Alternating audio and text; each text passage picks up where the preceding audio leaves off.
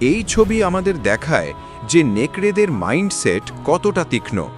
সবার সামনে যে নেকড়েরা চলছে তারা বয়সে দুর্বল কিন্তু অত্যন্ত অভিজ্ঞ। এদের কাজ হলো পুরো দলকে সঠিক পথে নিরাপদ জায়গায় নিয়ে যাওয়া।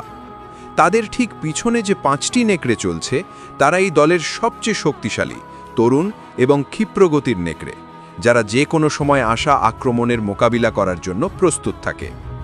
প্রতিটি প্রাণীর কাছেই তার বাচ্চারা সবচেয়ে মূল্যবান। তাই মাঝখানে আপনারা যে অনেকগুলো নেকড়ে দেখতে পাচ্ছেন তারা ছোট বাচ্চা, যারা তাদের মায়েদের সাথে চলছে।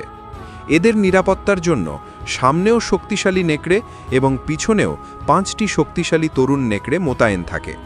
আর সবার শেষে যে একা নেকড়েটিকে আপনারা দেখতে পাচ্ছেন সেই হলো পুরো দলের লিডার বা দলনেতা, যে পিছন থেকে সবার ওপর নজর রাখে যাতে তার পুরো পরিবার নিরাপদে তাদের গন্তব্যে পৌঁছতে পারে।